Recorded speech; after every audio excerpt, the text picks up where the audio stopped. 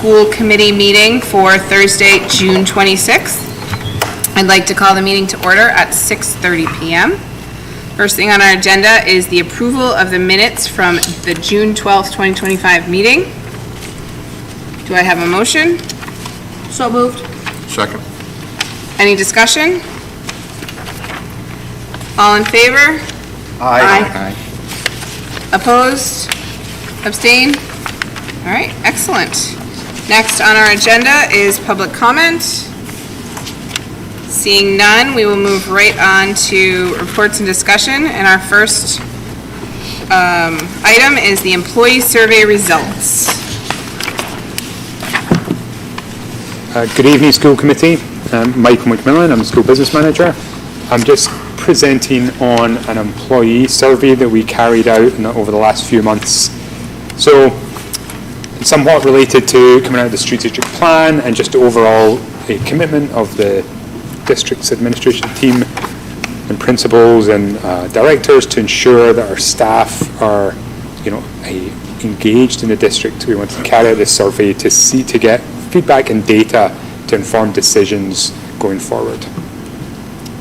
So, to start with, what did we mean by employee engagement? So that, I've just put the definition up there, but it's really to what extent staff feel committed to the district and to performing at a high level in their position. So the reason why that's important is that it impacts, first and foremost, and there's a lot of overlap between these items and kind of cause and effect happening, but really, I think the two main ones are student outcomes, that's what we're here for after all, and for staff retention.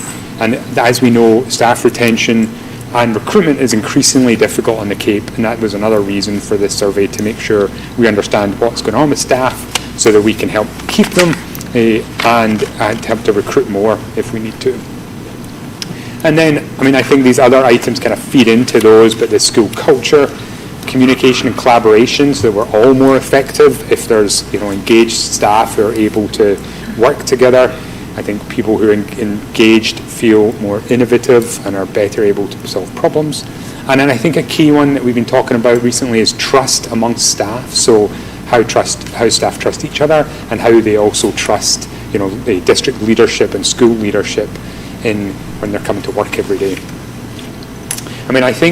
In the education world, we're lucky in that some people have an intrinsic motivation to work with students and work with children, and I think that drives a lot of it. But I don't think we don't want to rest on that assumption. We want to make sure that people are also engaged, particularly in working for Monomoy, and that when they come to applying that kind of discretionary effort that's so important in the classroom, that they are feeling happy and engaged and willing to make that difference, and that's what's driving those student outcomes. So we wanted to really have some structure around the survey. So we kind of identified these key drivers. We did some research onto thinking around what drives employee engagement, and we identified these 5 buckets. So agency, that is the extent to which employees feel empowered and enabled to do their job, so that you feel like you have some control over what's happening in the classroom. You feel aligned, so we want employees to feel aligned with the direction we are taking the district in, so they believe that we are going in the right direction, that we are targeting the right priorities. Of course, staff need to feel recognised. A big part of that is financially, but also personally, that they feel thanked and recognised for the effort that they put into their job. They feel supported by their colleagues and by school and district leadership, and that they feel that they're part of a team. So those were the sort of 5 buckets that our hypothesis, if you like, is that, if you feel positively about those buckets, you'll feel more engaged. And so that's what drove the 15 or so questions that we came up with. So we wanted this survey to be short, to, make it more likely people would complete it. We wanted it to be sort of simple, straightforward statements that people could either disagree or agree with. And our idea is that we're going to do it now. We've done it this year. I'm going to talk a little bit more about that, but that we'll be able to repeat this. And it's short enough that if we want to add a couple of questions to pick up specific issues in future iterations, we can, but it's still a quick, easy survey to complete. So these were the questions we used. So we had, so the top three are the ones to measure how engaged people feel, and the others sort of are around the drivers to how they feel engaged. So one of the things that we're looking at is this actually true? Is there an alignment between like positive feelings around recognition? Does that actually lead to positive feelings around engagement? And that's the sort of analysis we're doing as we go further into this information that we've received through this survey. So we ran the survey from May 16th to June 2nd. We sent out an initial email to staff, and then we sent out some reminders. Principals also encouraged their staff to take part. And I also spoke with our food service director and our facilities director and with some of the custodian heads to make sure that people who are not necessarily on a computer all the time would be getting the message as well and encouraged to take part in the survey. And it was, it's mobile friendly. Joy, our communications director, helped organize this, of course, and it was all easily done on cell phones, so you didn't have to be at your computer to do it. So, and I think through that encouragement, because it was straightforward to do, because of the principles and word of mouth, we got around 72% response rate, which I was really pleased about. I think you want a critical mass. I mean, I'd like it to be higher, but for the first time out the gate, I think 72% was a great start. And it means that we can, when we look at the data, we have some confidence that the data is a good reflection on what's going on in the district. And when you see lower responses in some groups, we know that's something we need to target because we were getting good responses elsewhere. Actually, just before I go into these results, I will say one area that we did, and I haven't got a slide on this, but we kind of were able to break down the response rate by group. And generally, most groups were around 60-70%. Food service staff were like in 34% response rate. So we know that for next year, that's already one action we're looking at, is how we encourage food service staff to take part in this survey as well. So that's critical for us to look forward to. Okay, so what I'm presenting today is really just the initial results. So our plan over the next few months is to look at this data in more detail and to discuss it with the administration team, and then we can do a sort of more detailed, nuanced presentation of the data. But kind of a really quick summary, this is quite a nice way, is just to take the average score for each of the questions. So people scored it from 1 to 5, 1 being they disagree with it most strongly, to 5 they agree with it most strongly. And we just, and for each of the questions, just add what was the average score. So basically, the closer it is to 5, we're feeling good about that result. The closer it is to 1, we're more worried about that result. This isn't a perfect way to look at the information because it can mask stuff that's going on. Like if you actually have, a bunch of people at 5, but also a bunch at 1, that will come out somewhere, that might still look good even though you've got a problem because you've got a large chunk of your staff who are unhappy with that particular item. But for a quick look in this initial presentation, I think this is a good indication of where we are. So the average percentage, so they're all like 5 is generally positive. None of the questions were like flipped so that, we weren't trying to catch people out. So if you scored 5, that's a good thing. If you score 1, it's a bad thing on all the questions. So our average was over 4 for all questions. So feels like that's a good, we're in a good place to start with. That's by no means saying that there's no issues or nothing we need to tackle, but we're not like pulling fire alarm, right? So we've got a good sense of positivity coming through. And like I say, as we break this down into different questions and by different groups, then we definitely see some areas where we'll definitely want to follow up. But just as a very high level summary, and over 4 was a good place to be. I think, unsurprisingly, one of the lowest scoring numbers was around salary. So 3.14 was the rating, but salary being appropriate.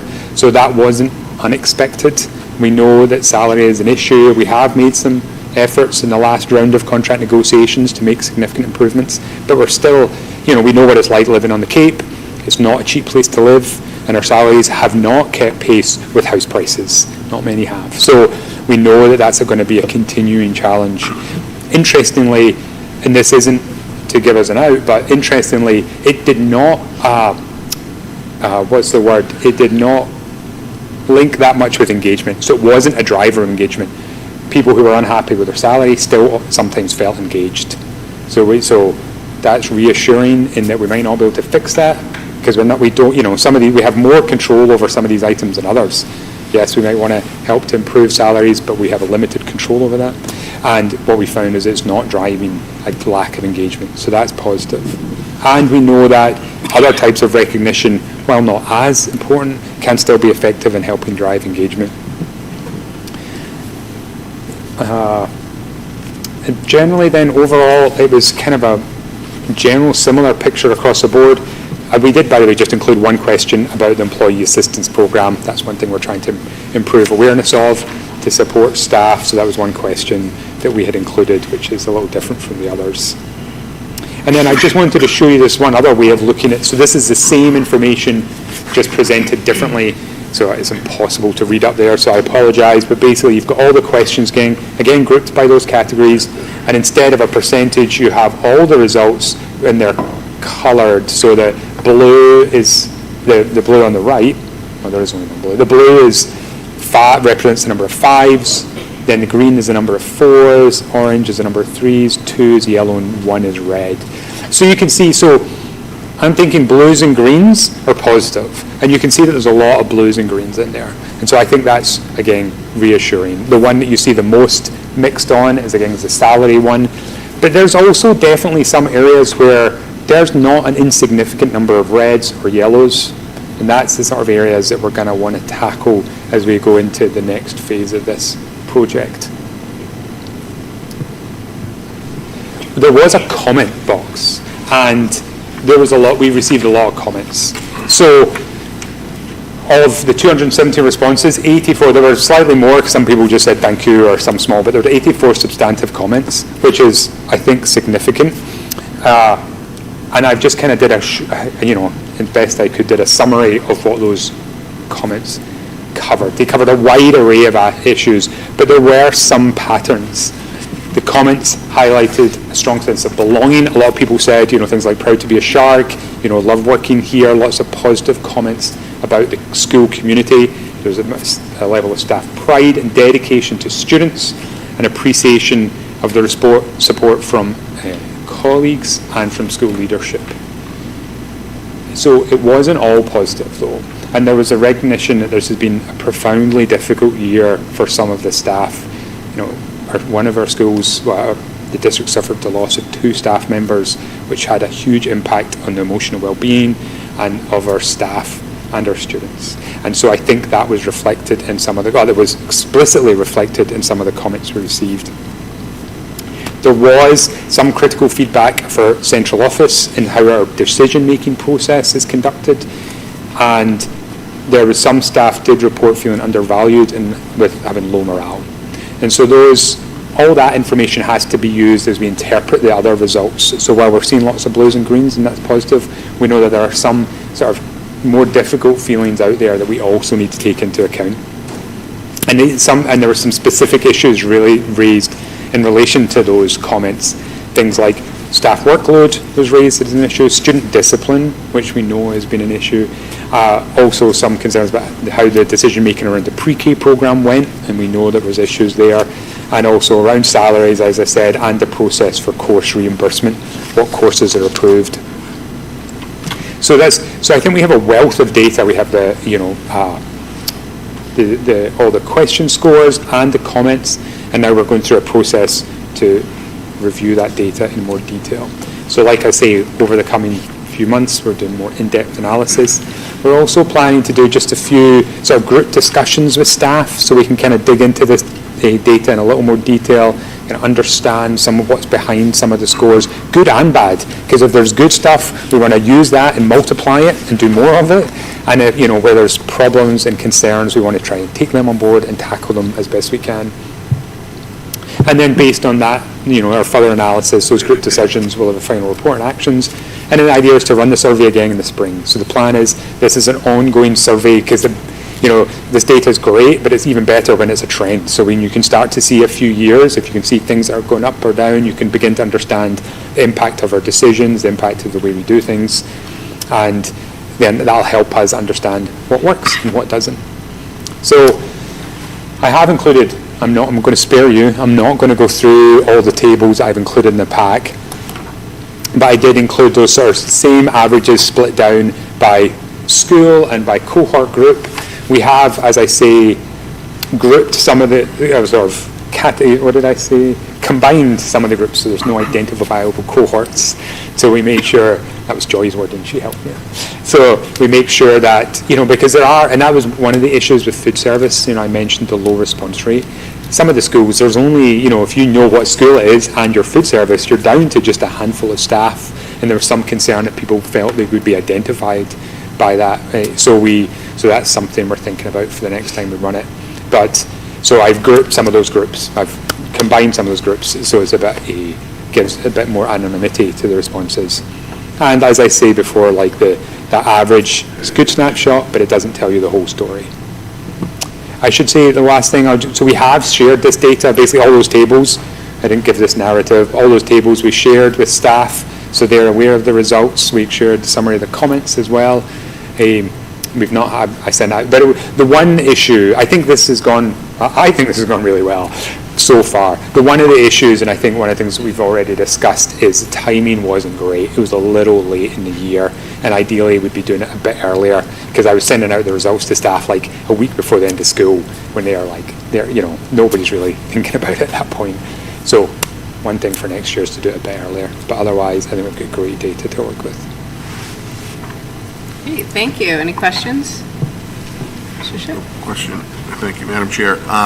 Michael, when are we targeting to have the final report to start take actions? Because it's going to be important to do so before doing another research. You can't do another research survey unless you've taken actions and it's been able to, be able to see what kind of impact it's having. Yeah, so that's a great point. So that is one of the challenge, because I think we'll come up with some good ideas over the summer with our administrative team, and I'd love to be able to in October get a couple of group discussions done if we can. It's a tough time of year, so that we have by October we have some substantive recommendations to make a change, so that we've got like 4 or 5 months before we're running the survey again. So I agree, it's not going to be perfect. I mean, in the school year, you've only got 10 months to begin with, and it's tough to use the first one, and it's tough to use the last one, so, you're really cutting down your time, but I think it's a good point you make, well made. It's essential. It's essential. All right, Ms. Zebret-Long? A couple things. I just want to follow up on Brad's comment, so timeline, obviously, is very key, so what I think I just heard you say is probably in your work groups this summer, you're going to do an in-depth analysis of this review.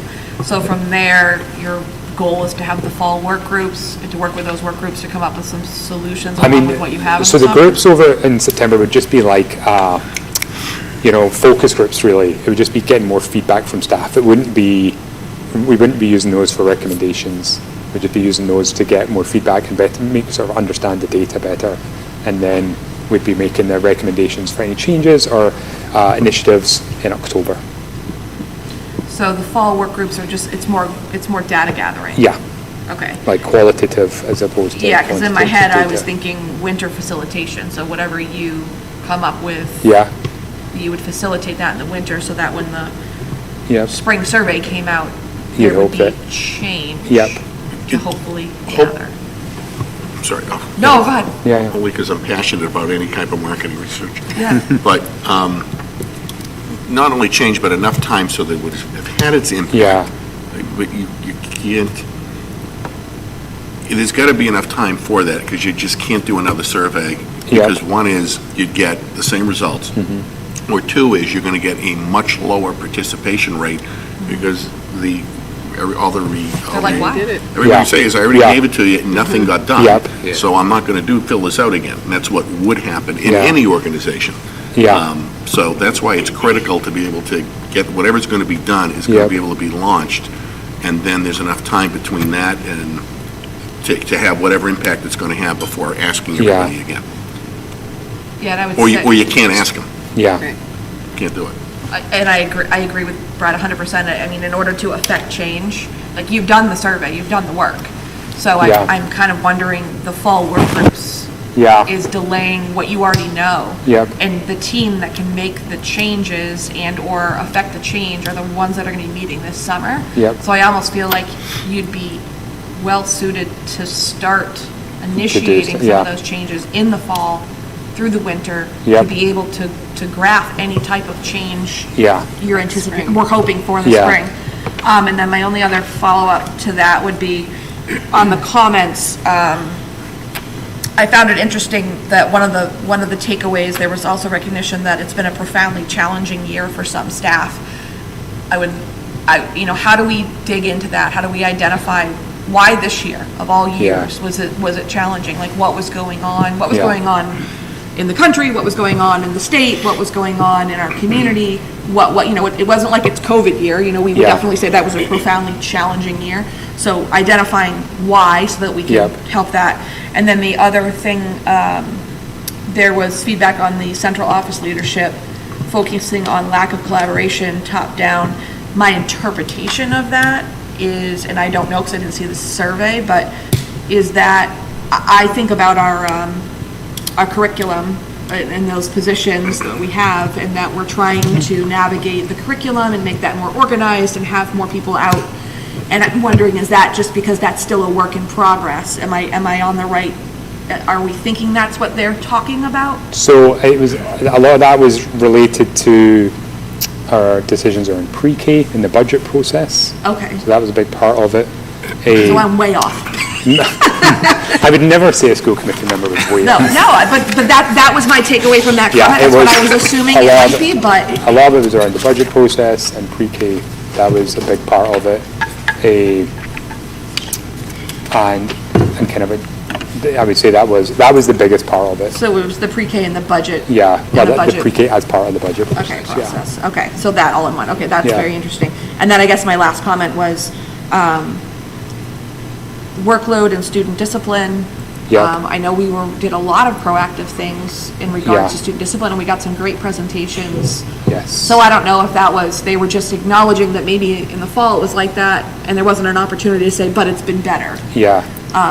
And then also the pre-K program, it's just interesting to me that it had that much of a profound reflection in the survey, like something out of pre-K through 12th graders.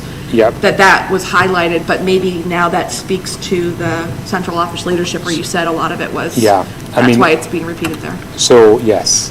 And I think, so it's not, so I mean, I guess, so I think it's very important to take these into consideration, these comments. It wasn't everybody that commented. And I think, I think generally the stronger you feel about something, unfortunately, the more strongly negative you feel about something, the more likely you are to comment. Like the people who are scoring 5.55s are not commenting, which just adds colour to our interpretation. So, and I think my wording around profoundly relates as much to the strength of feeling as to the number of comments. So there were some people that felt really strongly and reflected that in their comments. But it was only a portion, it was a portion of the 84 of the 270. So that's just to put it in context in terms of what's driving those feelings and what we can do, and what we need to do about it. I mean, I think particularly at the elementary schools, we had the death of 2 staff members, and that was reflected in the comments, and that was very difficult for many staff and everybody in the district, and so that is reflected in those comments. And how we handle it and what support staff might still need is something I think we need to think about. Thank you, Michael. I mean, great job. I just wanted to clarify a couple things. Thank you. Go ahead. Michael, I'm just concerned about still the timing. Yeah. And I think it's more important to get the actions right rather than trying to schedule another survey. I just don't know if there's going to be, depending upon what the recommendations are, is there enough time for it to have an impact and take effect?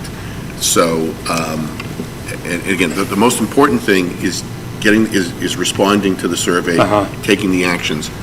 I just caution running out and doing the survey again, because if there's not enough time, really, for it to take hold, the results aren't going to be most likely a whole lot different than they are this year. So I guess my thinking and our thinking, and I'd be interested to hear your feedback on it, is like we wanted to get in a place we were just doing this sort of survey every year. Understood. And I applaud that, and I think that's great, a tracking study, absolutely positively. Yeah. But this is the first time. Yep. Right? And you got to get the first one right. Yep. And if you, and I knowing how long it takes to get anything implemented from, any timetable, that if it doesn't get implemented in time, and again, depending upon what comes out. Yeah, of course. And if, by and large, the population doesn't recognize those things happening or having an impact, you run the survey even earlier next year, I would be willing to bet right now that numbers aren't going to be much different than they are. And but then what does that mean? Yep. So that's my only caution, having done this a billion times and teaching it now too. Yeah. So I'm just concerned about that. Yeah. And then you'd get the results back, and then you share it, and then everybody goes, nothing happened. Yeah. So Thank you. I Yeah. applaud this. I think it's great. I think the data's great. I think the plan's great. I'm just very concerned about the time to get those implemented, and there's got to be enough time to do, first of all, the right things, and you got to have time to have an impact on it. Or the numbers you get in the survey next year, you'll be running the survey, and it won't. Yeah. It'll be the And same then you'll thing. lose. Or you'll have fewer people responding. Yeah, and both. Yeah. Ms. Thank Seibert-Long? you. Yeah, I was going to suggest, I get the goal of doing one every year and kind of getting the temperature of what the district is like. Yeah. But maybe with this feedback, it's a year to rethink the process, and maybe this is a year where you do start doing work groups. I'm a huge proponent of involving the people who are contributing into solving, and I think the optics of it also have to be out there. Okay, we've got these results. These are the results. People need to see what the results are, and then they need to see your action steps, and so that you do get some type of conclusive evidence that what you're trying to affect a change, and then it results in in the survey. So maybe you don't do a survey in the spring, but maybe this year is all about, hey, we got these results, but we want to revamp the way we're looking at this, and we want to take this information and do something with it, but we need time to figure out what that looks like and get people involved in it, and then make it part of our culture somehow. So maybe we don't do survey results in the spring, and we work on this. I think that's also fantastic feedback, and I think, I'm just conscious that I'm just speaking for myself, and when we go and talk to the rest of the leadership team, I'm sure they will all have thoughts about what we do next, and but I think, increasingly as I'm listening to your comments, I'm thinking that, we take this away and we talk to people, and then maybe my mistake right now is to assume that an ongoing survey is one of the things we should do. Maybe that's just one of the options for what comes out of this initial process. Maybe we do, if people find this useful, we are looking at doing more surveys, we're repeating it every year or every 2 years, but maybe not. Maybe we're having other recommendations as what comes out of the work over the summer and the fall. Yeah, just my last 2 cents on this is asking people what they think is great. Getting the results is great. The only thing that matters to them, what are you going to do about it? Yeah. Other than that, it doesn't matter. I totally agree. Madam Chair. Yes. The only comment I have, I just hope that the recommendations can be a little more targeted versus across the board. There were a couple trends that stuck out to me. Once you broke the data down a little further, you didn't go over the slides, but I noticed the results for the Harwich Elementary School as well as the high school were definitely lower than the Chatham Elementary School and the middle school. Yeah. And then I also noticed that the instructional assistants and the Unit A members were lower than some of the staff, the janitorial staff, and the food service workers. So if we can target some of the recommendations to those specific Yes. groups versus an across the think board that- approach. Yeah, I think that makes a lot of sense. And I think, so you're right, and I didn't get into this level of detail, but there's definitely situations where some groups are pulling up the average that, so that, yes, there are some groups where the average is a little lower, and so we need to make sure that we're thinking about those staff. Okay. Thank you. All right, brilliant. That's a lot Thank of you very food for much. thought for All you right, good. guys. Thank you, I love it. I believe you're probably sticking around for the next one, Yes. the donation to All Moms Oh, Are yeah. Heroes. Yes. So as you know, as student activities, we make these donations, and the students have asked to make these donations to All Moms Are Heroes. And we just ask for school committee approval. I mean, strictly speaking, it's the students' money, but they get to, we make sure that you're comfortable with where the money's going. Excellent. Do I have a motion? Ms. Chibetla? May I ask a question first? Sure.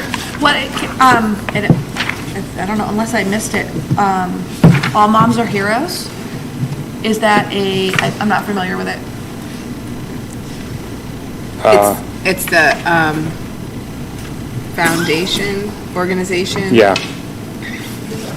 For, Thank you, Yes. that's, okay, thank you. All right. Motion to approve the donation of $1,500 from the Monomoy Regional High School Class of 2025 account to All Moms Are Heroes. Second, Second. any discussion? All in favor? Aye. Opposed? Abstain? All right, excellent. Moving, thank you. thank you. Moving right along to our subcommittee representative and liaison reports, the Wellness Committee report.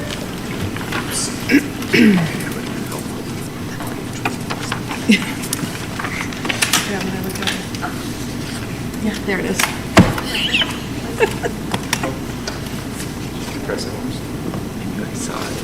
Well, I know it, I did too, and that's why I was like, it looks familiar. Oh, gosh. Good evening, Melissa McGuire, Director of Student Services, representing our District Wellness Committee. Okay, there we go.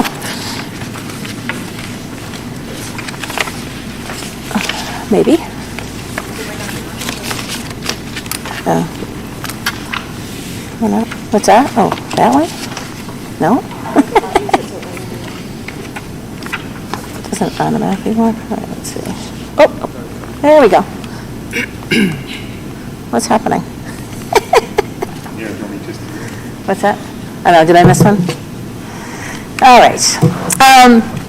So just in terms of understanding the Wellness Committee, it is a part of our regulations that we establish a Wellness Committee that represents all school levels and stakeholders.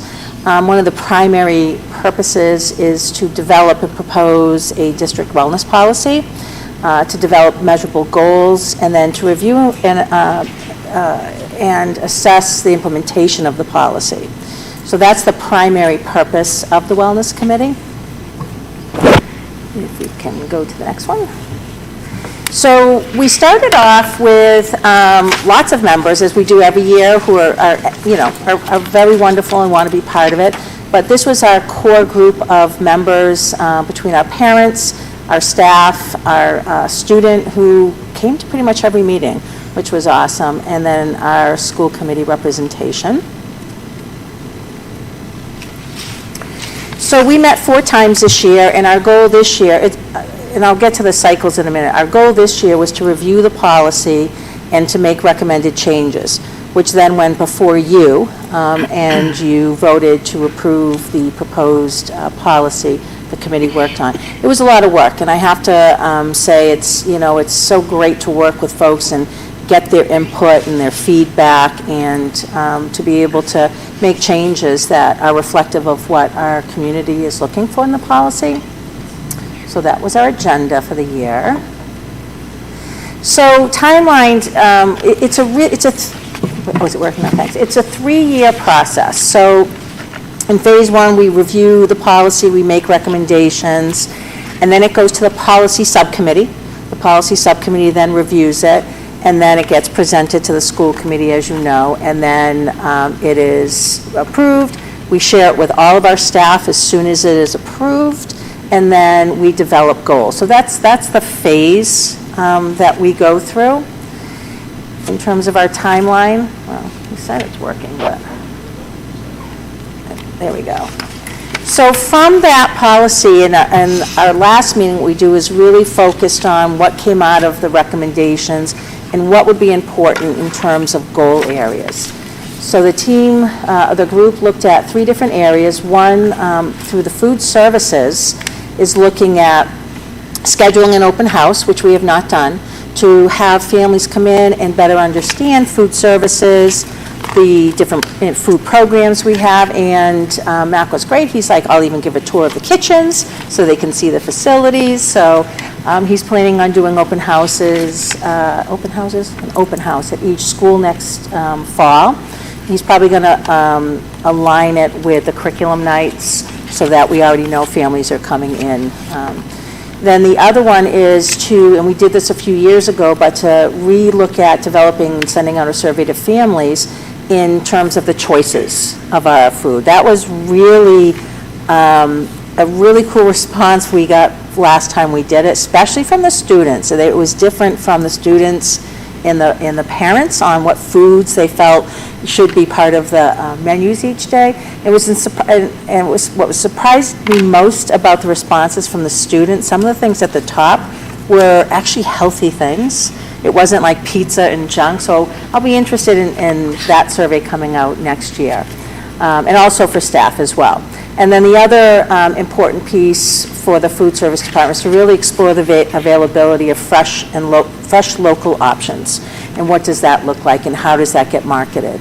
So that was a food service area goal. And then we want to continue it, and we also looked at the strategic plan.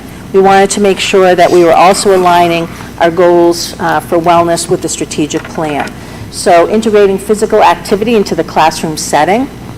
We want to make sure that teachers, educators have resources available to them on how they integrate physical activity. We have a lot of great pockets that are happening, especially in the elementary school, where they're doing a lot of movement breaks and they're really engaging kids physically. Middle school, I think we need to definitely kind of beef that up in terms of what that movement looks like throughout the day. High school, one of the feedback we got from high school students continually over the years is, listen, we're walking these halls up and down, up and down, up. We get a lot of movement. But we still don't want to dismiss, like when you're in a classroom, that if your brain is, kind of shutting down a little bit, movement's going to help build that for you. So we want to make sure that everyone is getting opportunities for movement breaks. And then we also want to do some time sampling of movement activities that happen. So we want to collect a little bit of data on what does movement look like throughout the grades. And then the final goal is that our cycle will be in the 3rd year next year, as we then have to go back and evaluate the policy. There's a whole assessment through Healthy Generations we use to really look at, are we kind of fulfilling those good practices for wellness. So those are the 3 goal areas that are proposed. And then we'll work with the administrative team over the summer to really look at how do we ensure that that's implemented in each of the schools. So for that goal policy assessment, these are all of the areas that we need to look at in terms of, are we using best practices related to nutrition, physical activity, school-based activities, nutrition standards, standards for food. And again, standards for food also come under guidelines. They come under federal guidelines. So, there's not like a ton of wiggle room with that. We have to just make sure we're falling within it. More specifically, what happens in the classroom related to snacks, related to celebrations. We've always been very careful in the policy of, using alternatives for celebrations versus food versus using, artwork or other types of activities to celebrate. So we really want to support staff in keeping those standards up. Looking at marketing in terms of, making sure that what we do have available is promoted. We talked about a suggestion box in the schools as well, so that the food service department is understanding what folks are looking for, but also making sure they're promoting healthy snacks. We had talked about on the announcements in the morning, saying today we have, fresh pears and, fresh apples, or whatever, nutritious item they have on the menu. So really trying to promote that. Again, looking at that policy development with the stakeholders involved in that. Informing, the public. We post our wellness policy on the website. In the beginning of the year, I send it out to all of our stakeholders so that they're aware of the wellness policy. It's already gone to the staff, so that I'll send it to them again in the beginning of the year as a reminder. Please make sure you read the policy and make sure you're really paying attention to some of the activities you're doing in your classroom that may be related to food or celebrations. And then, making sure that there's oversight of that the administration and the schools are really supporting the staff with the wellness policy. And then, of course, again, every 3 years, we're reviewing it. So that's kind of, the pieces with the policy assessment, and that's what we'll be doing next year. These are all the important considerations and I really just kind of highlighted because there's 2 pages of this, and so I'm not going to read all of them, but it's really all about just, it's not just about food, right? It's about wellness. So making sure that, we do have really good options for food. One of the things we did add into the policy this year was also vegetarian or vegan options that would be available. That was not in the policy before, but really making sure we're paying attention to the needs of all of our students and the diversity of food as well.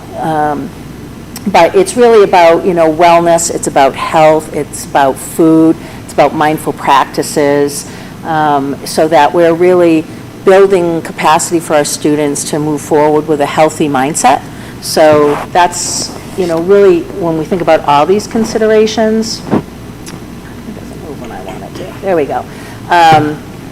That we're thinking about this. So these considerations, when we go into our assessment, will be provided to whomever's on the wellness committee next year, so that we can really start to think about that and how we assess that.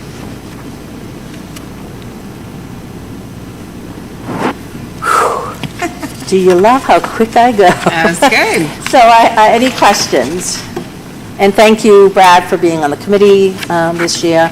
So I appreciated your input. I really enjoyed it and learned a lot, and I think great strides this year with the team.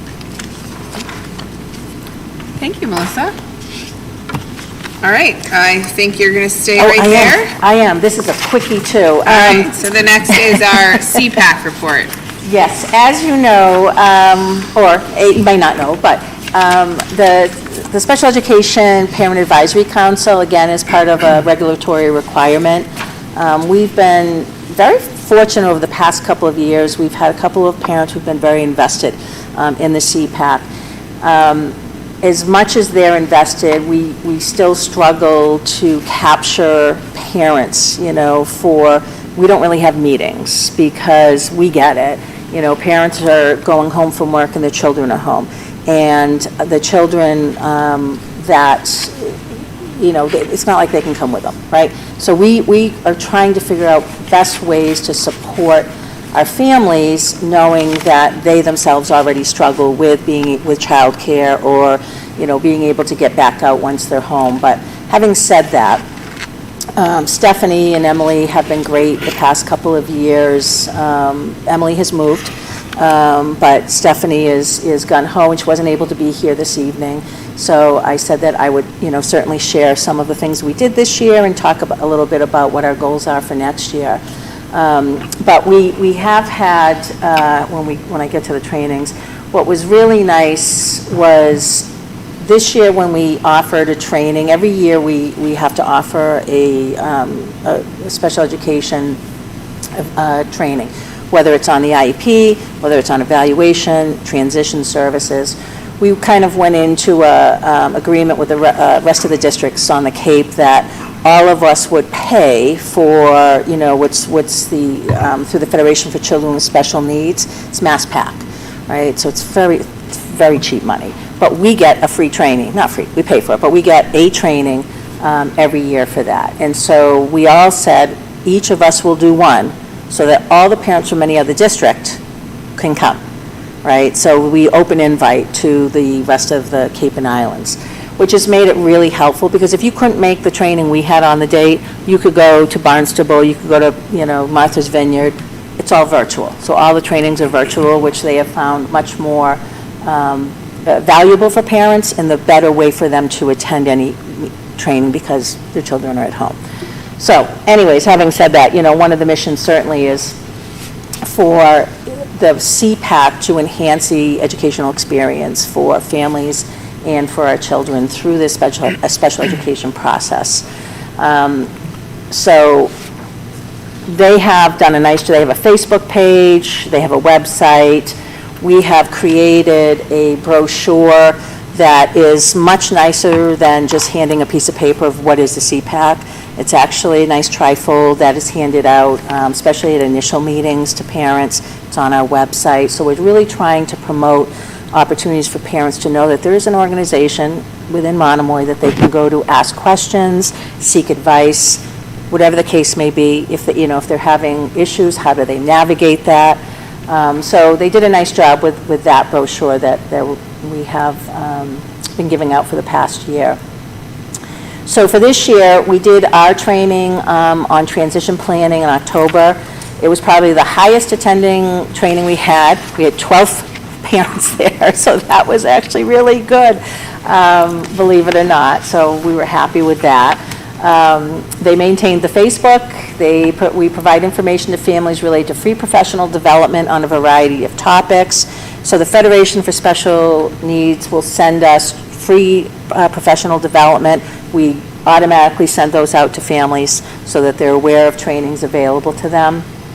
We also this year worked with the Bureau of Special Appeals and offered an informational session where parents could come and understand due process. So one of the processes that parents can take, if they're having difficulty navigating the process, you can certainly, you have a team meeting, you can certainly have a conversation with me, you can go to mediation, you can have a facilitated meeting by somebody from the Bureau of Special Ed Appeals, or you can actually file for a hearing with the Bureau of Special Ed Appeals. I've always looked at the process as, for me at least, my hope is it becomes more collaborative because somebody is helping both parties navigate a situation that they're struggling with. So, so we did offer that. Nobody came. It was myself and Matt. Matt Flynn is our facilitator through the Bureau. He does all of our mediations, if there is a mediation. But it was, what was good for me is having that kind of one-to-one time with Matt and talking about what are some of the trends that, he is seeing with some struggles or challenges in special education. So although parents didn't come, it still allowed me to kind of think about and process, what are some of the challenges he's seeing to help, so I can go back and say, that's something I want to keep in mind if that's something that's, happening across the state. So we'll offer it again. What I also did is provided the links. We sent out the links to informational sessions that they could also jump in on at other times. And so perhaps they did, and perhaps, that went well. But at least we're offering. So that's part of the, half the game there is at least offering. Oops, sorry.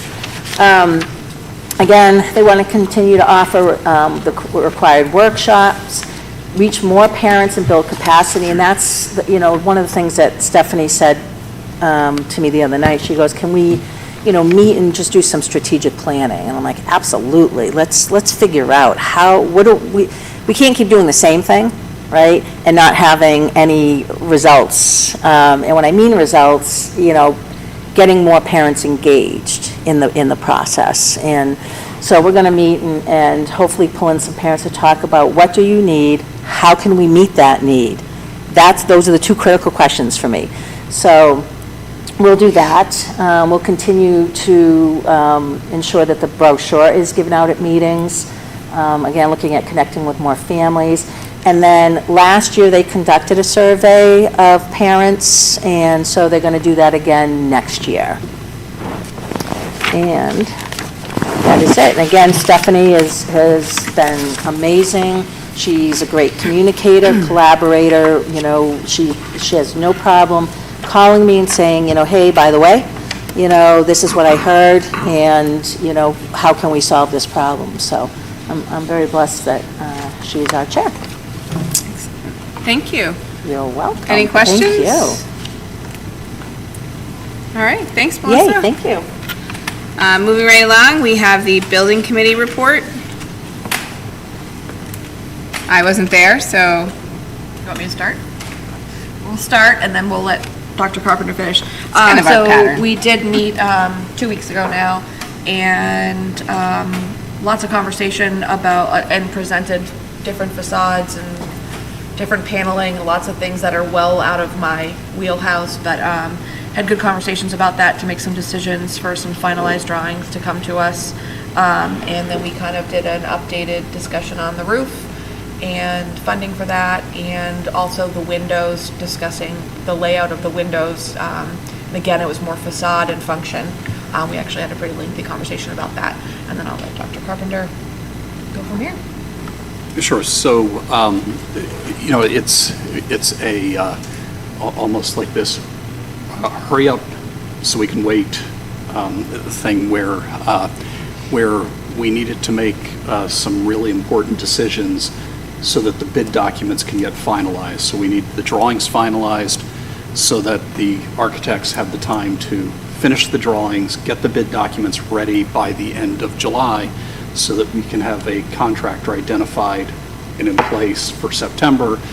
And the windows themselves have about a 5-month time frame, so you give the contractor time to sort of get up to speed, order the windows. You know, the windows would be there sometime in March, definitely by April 1st. And April 1st, the project starts, you know, starts in earnest. So as Jackie mentioned, the conversation about the windows was really, do we have windows like we have here at the high school, that it's a sort of a bottom operable sash, or do we have windows very similar to the look of the windows that are currently at the middle school, where you have an upper window that can open and a lower window that can open, and the architects, you know, sort of raised that, you know, that there are aspects of just the general look, you know, where you have the lines in your windows, you know, sort of goes along with other lines in the building. So ultimately, the decision was to maintain the same quality airflow that the middle school can have, is to have the operable sashes, but to have them so that they both tilt in. Currently, the way the windows operate is the lower ones tilt in, and the upper ones, if you can actually get to them, push out. I call that a workman's comp claim in the making. So, you know, so this way, hopefully, they can be both operate easier.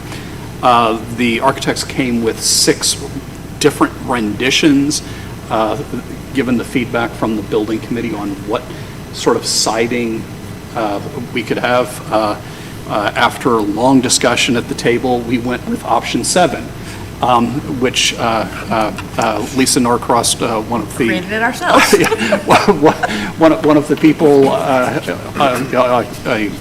a construction supervisor on the building committee, you know, made some really good points at the table, and really incorporated some of the design aspects that we were liking, from them. So essentially, the building would look from the road very similar. So the choice we had been talking about: do we have clapboards at the lower level with shingles on the upper level?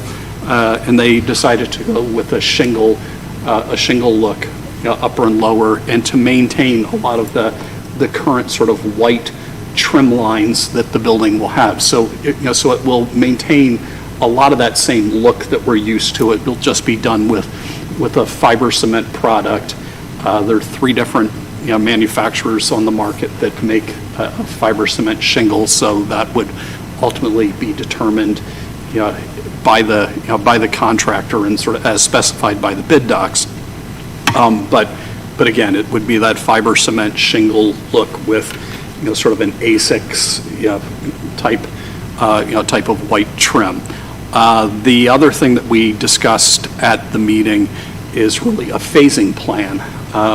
We had met just prior to that meeting with, okay, how do we do this while school's in session?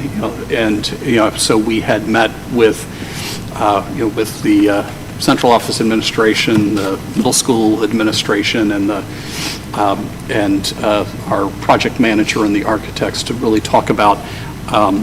We've identified sort of 8 spaces in the building that we can temporarily flex into, and in concept, we could think about it that if we're really envisioning construction happening in earnest beginning April 1st, that people would flex out of a classroom into their flex spaces for about 3 weeks, be in those spaces and be able to flex back into their classroom that's finished, with us getting through roughly four of those phases before the end of the school year, and 2 of the phases would actually happen over the course of the summer. So the project would wrap up around the middle of August, but you could imagine that we have some sections that we want to wait till the summer, like we have an interior courtyard in the 6th grade, 7th grade wing. Don't go tear that apart while you'd have to have the contractors going through the building, do that in the summer, have everything from the cafeteria all the way down across the front, the 2 front entrances done in the summertime, so that, again, we're serving food, we're not disrupting the cafeteria. So we have sort of a concept for phasing. Again, that's something that has to be put in those bid documents so that they're ready to go, so that contractors know, it's like, okay, I'm going to have to approach this project. This is the manpower I'm going to need to go and do this and have it delivered by mid-August. So I think the architects got all the decisions they needed by the building committee, and we will next meet July 8th at 5 p.m. in the middle school conference room. These are public meetings. Welcome to attend. And I'd just add we still have a very impressively committed committee that's meeting. Sometimes things tend to dissipate, but really insightful people with a lot to contribute, and all with the best intentions for the district. So for me, it's been a pleasure being there as a representative of us, to listen, to learn, and it's been very productive. And I can't believe we've gotten what we've gotten done so quickly. So it's a really good team. Excellent. I enjoy being on it as well. All right, moving right along to the superintendent's report. I just have 3 quick recognitions. First, Amanda Newcomb, an arts teacher at the high school, was recently awarded a grant for $10,000 from the Arts Foundation of Cape Cod for her Spark Room project. The Coast Guard Station Chatham received the 2024 Partnership in Education Best Unit Partnership Award for small stations, honoring its ongoing work with young people, including Monomoy schools. Station Commander Senior Chief Ross Comstock credited Sherry Armstrong, the Career Education Coordinator at Monomoy Regional High School, saying without whose help these partnerships would not be possible. He thanked Ms. Armstrong for inviting crew members into the school and for allowing them to mentor students considering a future in the Coast Guard. I also was lucky to go with Sherry to the Mass Hire Cape and Islands Workforce Board for their meeting that happened on our last day of the school year. Mass Hire Cape and Islands Workforce Board awarded Monomoy Regional Schools their Partner in Education Award. Again, Sherry deserves a lot of credit for for what went on behind that, but the award was given for supporting the participation in the Cape and Islands Workforce Board's outstanding programming to provide education and awareness to the many employment opportunities on Cape Cod. So really congratulations, Sherry, for, the great work that she does to go and bring, the notoriety back to the district and, to support our students really getting career opportunities while they're here with us. Great. Thank you. Any comments, questions? All right. We just have, excuse me, one action item. We have several policies that are coming back for a second reading tonight. Mr. Schiff? Thank you, Madam Chair. Make a motion that the following policy files be approved. AC, ACA, ACAB, SH, SH, ACE, and GBA. I have a second. Second? Any discussion?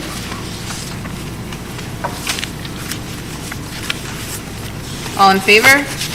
Aye. Opposed? Abstain? All right. We have had the presentation of warrants this evening, so I'm just looking for a motion to adjourn. So moved. Second? Second. All in favor? Aye. Opposed? Abstain? Excellent. We will adjourn this meeting at 7:31.